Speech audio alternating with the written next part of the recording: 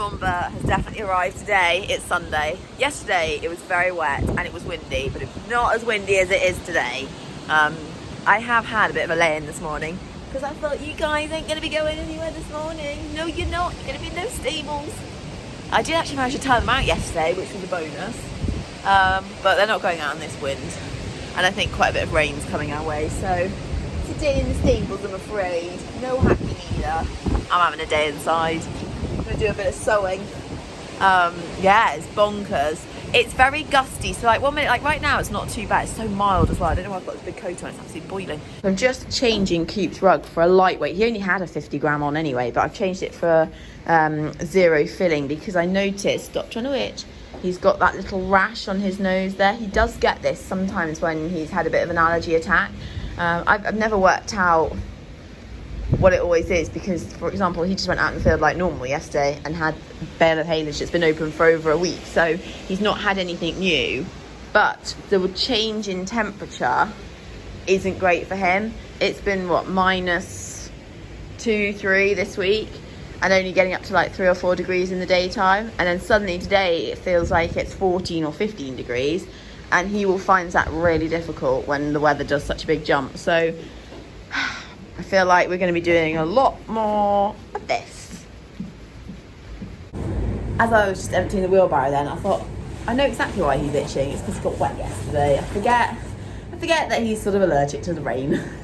And that anytime he gets really drenched, that also sets his skin off. So temperature change and the fact he got wet yesterday, probably the cause of today's itchiness, and could be the start of a whole new itching cycle. I'm actually just going to change Sienna's rug because, like I say, it's so warm. I look like I'm dressed for Antarctica, but it's actually incredibly mild, and I don't think she needs to be in a like 200 gram today. Oh, it's really raining out there at the moment. This is what I'm doing. I'm cracking on with the scrunchies. As you can see, I've got the Christmas fabric out. I've already made a few. Look, they look good. Quite pleased. So yeah, cracking on. I need to make a few more festive ones. I've got the fabric out here. And then I'm going to start making the next type of scrunchie. I've got a list of all the people I'm gifting them to. And then I might be a bit adventurous this afternoon. I might try making something else. I'll either go back on to trying to make the Christmas decorations because I've got some really cute. But this is the stuffing that I've got for it to go in the Christmas decorations. But I've got these little star buttons that I was going to put on the top of the like little Christmas trees and stuff. So it's definitely going to be a bit of a sewing day. Lovely.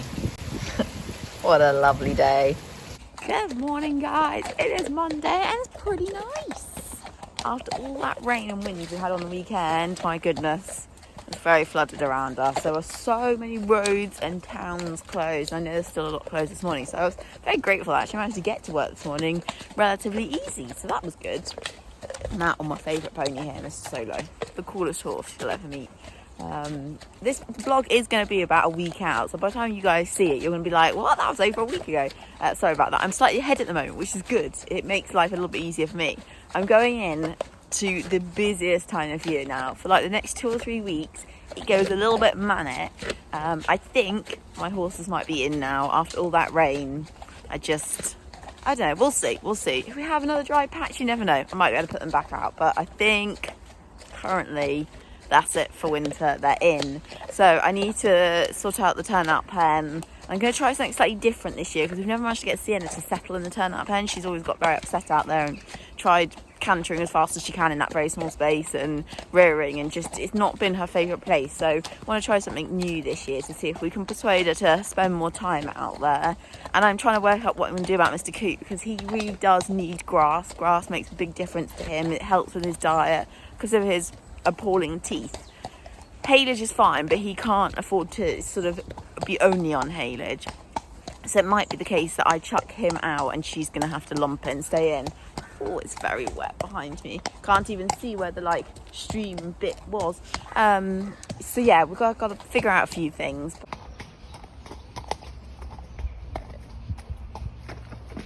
Come on, keep going. Keep going. Back in the saddle again, but this time with my two. unexpectedly. Well, not unexpectedly because it's been so wet, but my late morning lesson got cancelled because it was just too flooded. So I thought, great, let's go and ride mine, get them done. And I've just riding down here, which is normally where it floods really badly, so I'm interested to see what it looks like. But very excitingly, my dad, who maintains the field, you know, he does the rolling and the cutting and all that jazz to keep it in as best condition as we can, has walked across the field this morning at home and said, it's all right, and that I could turn horses back out, which I was not expecting and I'm very excited about. So if I get time when I get back before I need to go to my next job, I might quickly run down the field, have a little feel of it for myself, move the fence and possibly turn them back out, which is so exciting. I'm always amazed just how strong the current is there. It's absolutely bonkers. Yeah, this is a little field, not meant to look like a river or a lake. Goodness, how beautiful is that? Absolutely stunning this morning.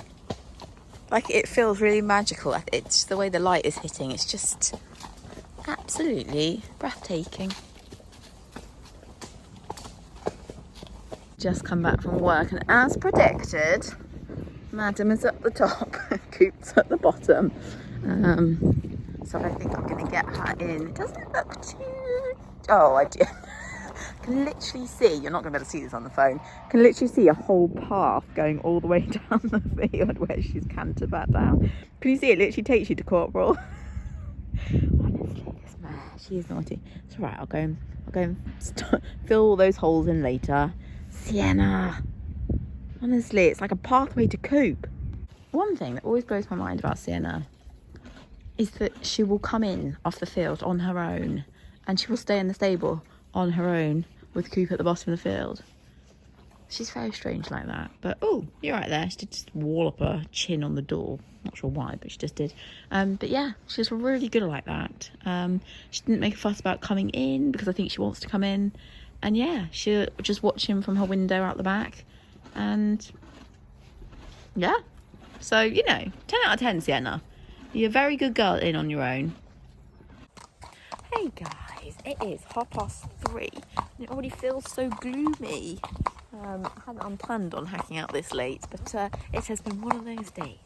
One of those days when nothing, what are you looking for, Jock? Nothing has gone to plan. Nothing.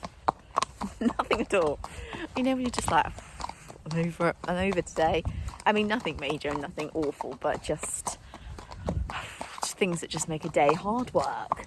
So yeah, so we're actually going for a rather late hack. That should have happened a lot sooner. We won't mention the farrier being very late.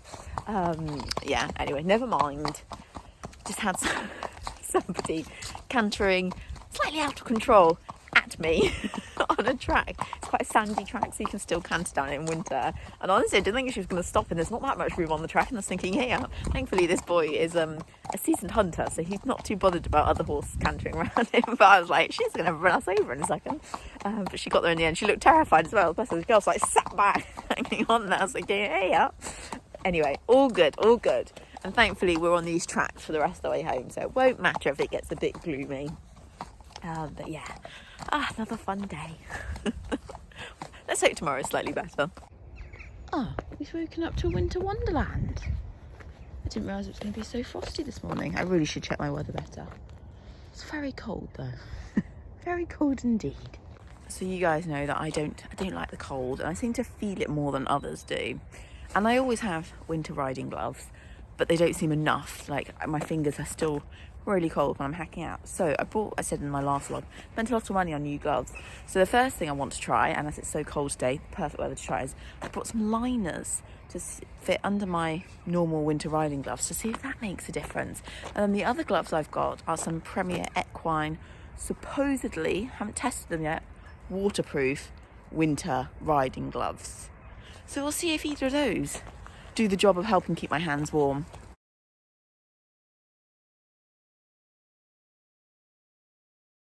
I have got the Premier Equine waterproof winter riding gloves on now. It's definitely not as cold anymore, so they are warm. My hands are lovely and toasty warm, but it isn't as cold as it was earlier. And I have ridden out in them when it was freezing, and I'd say they were kind of on par with any other of my winter riding gloves. They weren't any better when it was really cold. They're just, you know, they're good. They're average.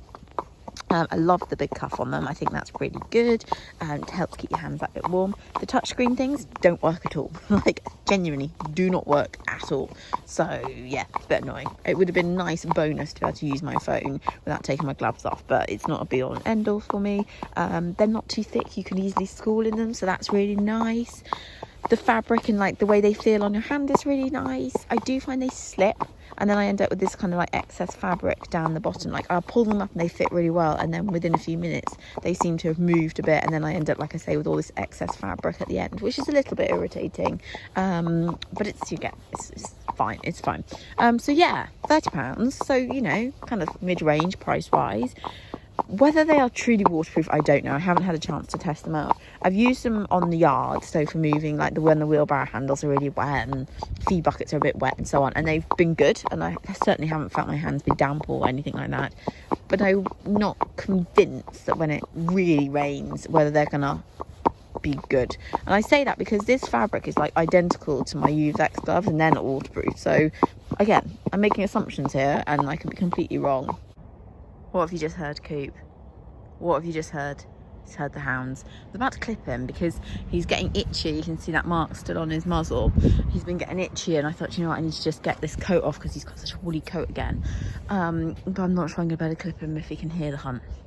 He's just going to be wired. Hey, Coop, wired. He's never met the hunt. He's never been hunting in his life. He has seen them, so I'm guessing that's where he's got the memory from, but... Honestly, Coop, it's so funny. So Mr. Coop is clipped. I'm glad I did it. He really needed doing. You can see the damage area. Once you take the coat off, you realise, excuse my clipping, it's not great. One, because of the light, but also because of where he like chews his coat up. It makes his hair kind of grow in all different directions, and so then when you're clipping it, it's just not that easy to clip. So his bottom always looks the best part on him. I mean, he's still itching like mad. So yeah, you can see he's started to break the skin there. When Coop's like in an itch cycle, to me he smells like infection. It's a horrible smell. No one else can smell it though on him. I have got a strong sense of smell, but no one else can smell it on him. Like my dad was like, I can't smell anything, but he smells of infection. He hasn't got an infection, but it's like the irritation on his coat. It's like, it just gives off this smell and it stinks. So I'm really glad I whipped this coat off when I did, because I think this would have just got worse. This is the worst side. The other side's not so bad. So hopefully that might settle it down. You can see lots of like dead skin where he's been gnawing away at himself. But yeah, but not too bad. Honestly, some years we've taken his coat off and he's been an absolute mess underneath, and you sort of think, oh my God, like literally his coat has looked like his whole body has looked like that. So this is minor, but I just want to try and you're right there, just want to try and get on top of this, because like I say, he started itching again, and yeah, I just got a feeling this was going to go downhill. So I'm hoping, or whipping that coat off might just help the old boy out. Hey, Coop. That's them out. Oh, well, that's Sienna out for probably an hour. I'm going to go and quickly muck out, go and do one job, come back, get her in, because no doubt she'll be at the top of the field by then, and then head off and do the rest of the work for my day. Honestly, this coming back only after a few hours to get her in is a real pain in the backside, but at least she can have a bit of grass. The daft thing is, when you like lead her in, she's always snatching at the hedge, or if you're out hacking you're leading her, she's always snatching at the grass as if to go, I'm starved, I need grass. You think, if you just stayed out longer, you'd be alright. Anyway, Coop's clip. Oh, this wind's going to be awful in the background. Coop's clip is shocking. It's so, I mean, I know I'm blind, but I don't know what I was looking at last night, which was making me think, oh, it's okay. It's definitely not okay, but I'll just leave it. It'll grow out in a week. The only people that are going to see my dodgy clipping is the local villagers. I think I can deal with that. I'm going to leave the vlog there, guys. I will see you again next week. Well, that's cold wind.